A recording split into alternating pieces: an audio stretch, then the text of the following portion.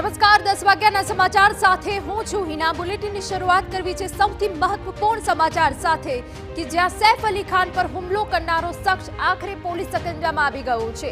3 દિવસ બાદ આ શખ્સ પોલીસ સકંજામાં આવી ગયો છે તેવી વિગતો હાલ તો મળી રહી છે।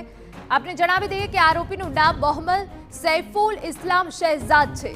થાણેમાં જંગલોમાં છુપાયો હતો આરોપી। હીરા નંદાણી વિસ્તારમાં મજૂરીના ઝૂંપડામાં આરોપી છુપાયો હતો। ચોરીના ઈરાદે સૈફ અલી ખાનના ઘરમાં ઘૂસ્યો હતો તેવી બાબતો સામે આવી છે। 30 વર્ષીય આરોપી મૂળ બાંગ્લાદેશી હોવાની પણ આશંકા છે। આરોપીએ ઘૂસણખોરી કરવા માટે નામ બદલ્યું હોવાની પણ આશંકા દેખાઈ રહી છે।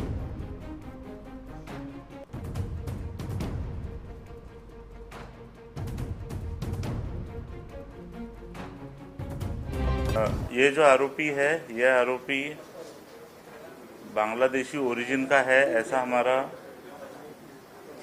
डाउट है। इसीलिए एप्रोप्रिएट इस केस में एप्रोप्रिएट सेक्शंस की वाड़ की गई है और उस हिसाब से आगे का इन्वेस्टिगेशन किया जा रहा है।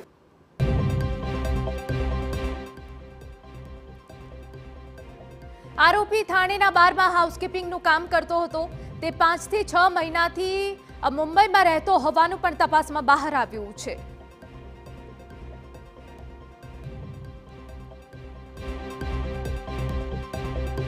ये एक्यूज्ड पिछले 5-6 महीने पहले मुंबई आया है ऐसा पता चला है।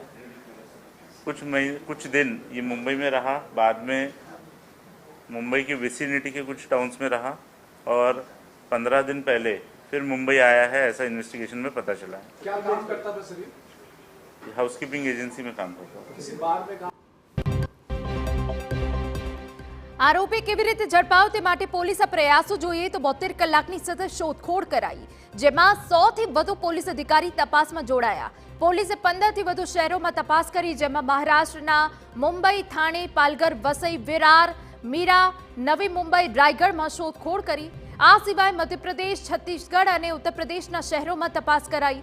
સમગ્ર મામલે 6 અલગ અલગ શકમંદોને ઝડપી પૂછપરછ કરાઈ।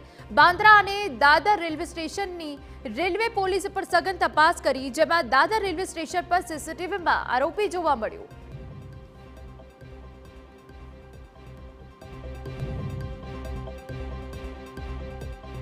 તો આખરે હુમલાખોર ઝડપાઈ ગયો છે અને હવે પોલીસે વધુ તજવીજ હાથ ધરી છે, પરંતુ મૂળ બાંગ્લાદેશનો આરોપી આ કે જે હવે પોલીસના સકંજામાં આવી ગયો છે।